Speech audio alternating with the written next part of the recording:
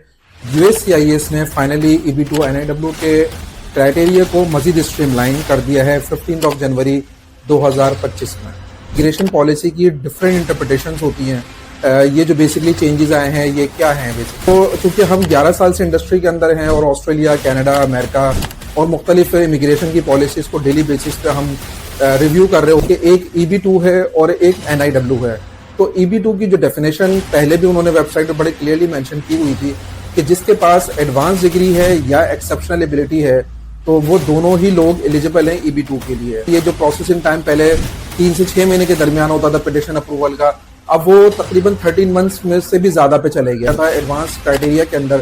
कि आपका अगर एडवांस डिग्री है तो उसके साथ बैचलर्स में 5 इयर्स एक्सपीरियंस की ज़रूरत है। अस्सलाम वालेकुम जी, मेरा नाम शाहजेब है और आज की इस वीडियो में हम डिस्कस करेंगे कि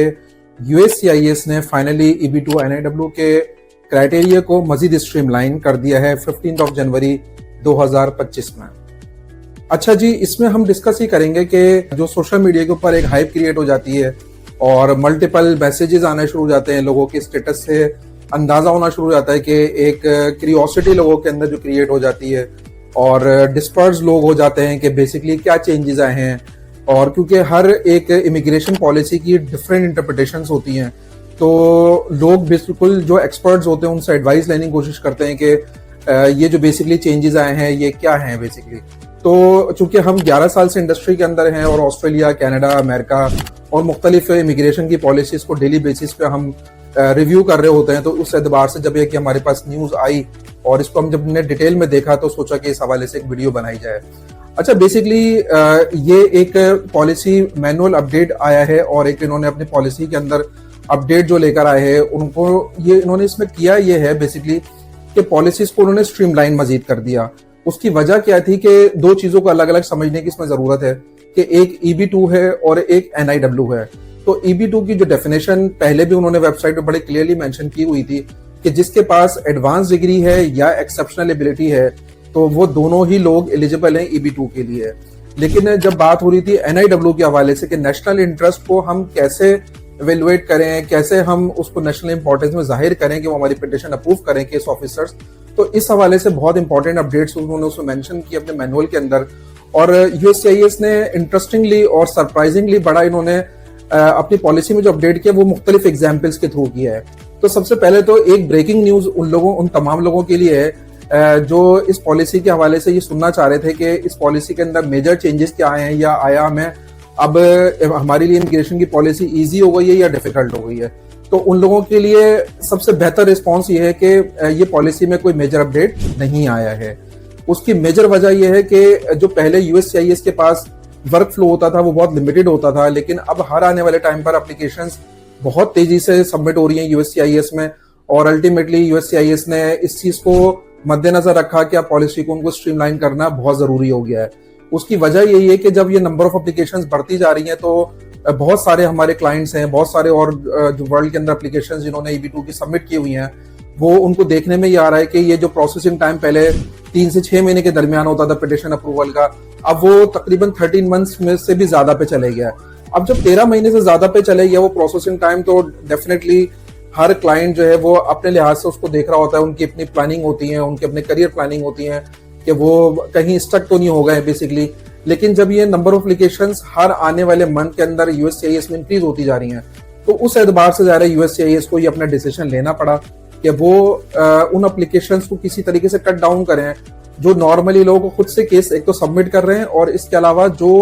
कंसल्टेंट्स यूजुअली केसेस ले लेते हैं हर तरह का। तो मैं तो फ्रॉम द डे वन इसी चीज पे ही रिलाय करता हूँ कि जो इन्फॉर्मेशन क्लाइंट को साथ कनेक्ट की जाए वो रिलायबल इन्फॉर्मेशन हो, वो कंप्लीट इन्फॉर्मेशन हो और एक कंप्लीट पिक्चर के साथ हम बताएं क्लाइंट को कि आया ये केस में पॉसिबिलिटीज हैं या नहीं है। तो उस एतबार से जो उन्होंने पॉलिसी को स्ट्रीमलाइन किया उसमें 3 से 4 में आपको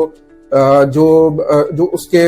बुलेट पॉइंट्स हो उसके अंदर मैं आपको समझा देता हूँ कि पहला इनका इंपॉर्टेंट पॉइंट ये है कि पहले उन्होंने मेंशन किया था एडवांस क्राइटेरिया के अंदर कि आपका अगर एडवांस डिग्री है तो उसके साथ बैचलर्स में 5 इयर्स एक्सपीरियंस की जरूरत है। अब उन्होंने एक छोटी सी चीज ऐड की है, वो स्पेशलिटी का वर्ड उन्होंने ऐड किया। प्रोग्रेसिव का वर्ड तो था ही, लेकिन अब स्पेशलिटी का वर्ड ऐड किया है जिसकी बेसिक डेफिनेशन ये है कि आपका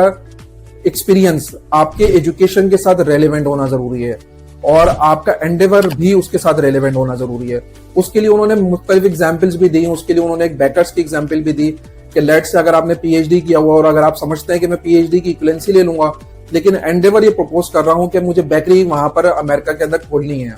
तो उस एतबार से भी वो आपका एंडेवर किसी काम का नहीं है, क्योंकि आप इक्विवेलेंसी पीएचडी के ले रहे होंगे लेकिन आप एंडेवर प्रपोज कर रहे हैं कि मुझे बेकरी खोलनी है, ऑल दो उसके लिए ज़ाहिर डिग्री की इक्विवेलेंसी की जरूरत नहीं है। तो इस एतबार से मैं आपको समझाऊंगा कि इन्होंने एग्जाम्पल्स उसके अंदर जो है वो बड़ी अच्छी कोड की हैं और अंडरस्टैंडिंग उन्होंने बहुत क्लेरिफाई कर दी, ताकि आप जो लोग भी केस लेने वाले कंसल्टेंट्स हैं या जो सबमिट करने वाले क्लाइंट्स हैं, दोनों लिहाज से और मजीद डिटेल में लोगों को समझ में आए कि बेसिकली नेशनल इंटरेस्ट वेवर को एक वहां का केस ऑफिसर किस नजरिए से देख रहा है, किस तरीके से असेस कर रहा है। और वो नेशनल इंपॉर्टेंस पे अगेन बहुत ज्यादा फोकस किया कि नेशनल इंपॉर्टेंस अमेरिका के अंदर जरूरी नहीं है कि आपका ऑक्यूपेशन उनके ऑक्यूपेशन डिमांड लिस्ट के अंदर अवेलेबल है, जो अक्सर लोग ओनेट की वेबसाइट पे या बीएलएस पे जाके चेक कर लेते हैं। उनके लिए इंपॉर्टेंट ये चीज है कि आपका ऑक्यूपेशन जेनेरिक वे में या आपके जो जॉब डिस्क्रिप्शन है जेनेरिक वे में, वो उनके लिए कोई मीनिंगफुल नहीं है। इंपॉर्टेंट उन लोगों के लिए अगेन वही है कि आपका एंडेवर कितना स्ट्रांग है, आप अमेरिका में जो प्लानिंग कर रहे हैं अपने आने के लिए, उसके लिए क्या क्या चीजें आप ऐसी लेकर आ रहे हैं अपने साथ स्किल्स के अंदर जो अमेरिका के एक लॉन्ग टर्म बेनिफिट्स में आती हैं। और उसमें दो तीन जो बड़े नेगेटिव पॉइंट्स हैं वो बड़े उन्होंने क्लैरिफाई किए कि अक्सर लोग जो समझते हैं कि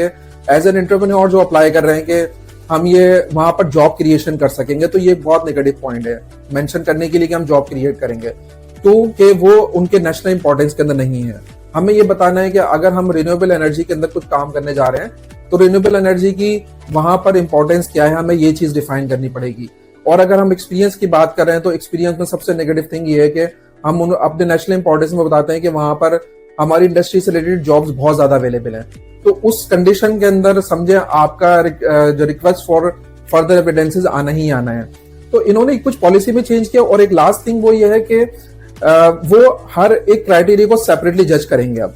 लेट्स से अब जब आपकी पिटिशन वहां पर अमेरिका में सबमिट हो रही है तो सबसे पहले वही चेक करेंगे कि आप EB2 के लिए एलिजिबल हैं भी या नहीं है, कि आप एडवांस डिग्री क्राइटेरिया में आ रहे हैं या एक्सेप्शनल एबिलिटी में आ रहे हैं, या आपकी दोनों में से कहीं पे भी पोजीशन नहीं बन रही, तो आपकी पिटिशन को रिफ्यूज भी कर सकते हैं और उसके ऊपर वो RFE भी भेज सकते हैं और उसके ऊपर आपकी पिटिशन को जो है वो रिवर्ट बैक भी कर सकते हैं, वो आपको वापस भेज देंगे, डिस्पोज कर देंगे वापसी आपकी। ठीक है, तो एक तो ये इंपॉर्टेंट चीज है कि पहले तो हमें ये डिफाइन करना होगा कि हम EB2 के लिए एलिजिबल हैं, और फिर सेकंड आपको फेज में ये भी डिफाइन करना होगा कि NIW के जो तीनों प्रॉन्ग्स हैं उसका स्टेप बाय स्टेप हम तमाम प्रॉन्ग्स के अंदर जो है वो क्वालिफाई कर रहे हैं। आप तमाम नाज़रीन को पता ही है कि जो प्रॉन्ग नंबर 1 है जिसमें हमें ये बताना होता है कि आपका जो एंडेवर है वो अमेरिका के नेशनल इंपॉर्टेंस में और सब्सटेंशियल मेरिट में किस तरीके से आता है। जो प्रॉन्ग 2 है उसके अंदर हमें बताना होता है कि हम कैसे